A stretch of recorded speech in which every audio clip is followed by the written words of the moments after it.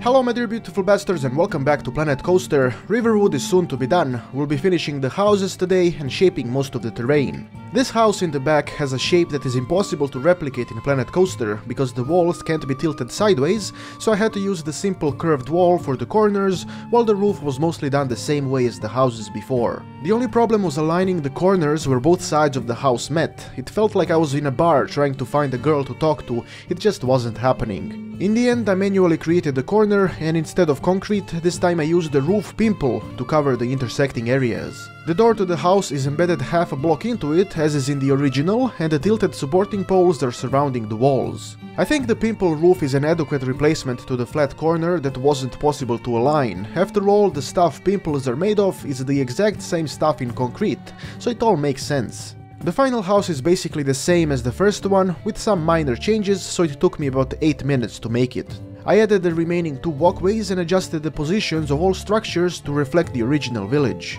Before working on the terrain, I mapped out a path to get a sense of direction through the village and figure out the proper way of adding the trees and other decorations around the houses. Since I wanted to make sure I don't fuck anything up, I switched to the little island and started fixing that first. At this point I actually opened Skyrim up and had it on my other monitor while building on my main one. It allowed me to get the details right compared to before, where I took pictures and built based on them. The trees I added weren't exactly the ones I needed, but I didn't really have much of a choice, so we'll need to deal with it.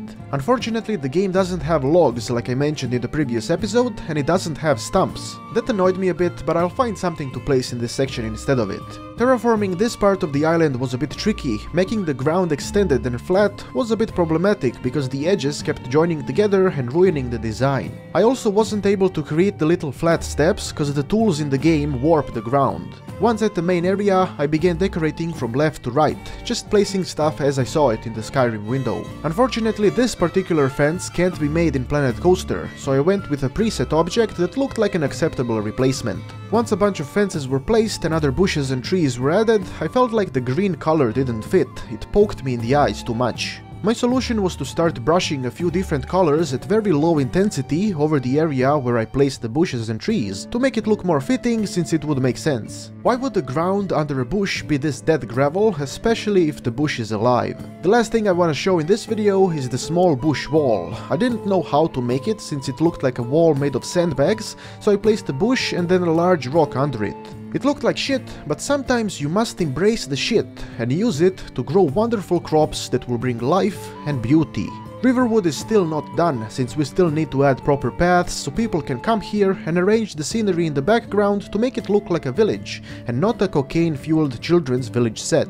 The only thing that is presenting a problem is the path that is covered in little stone blocks. Such a thing doesn't exist in the game, so we might have a shitty path which will hopefully be hidden due to the amount of people that will be visiting. The end is near, my friend. Soon you will discover the nasty secret that Sven is hiding in Riverwood. He is a boy with a dark heart and questionable fetishes. I have been Petard, your glorious lord, and may the blessings of Petardia eternally touch your butt.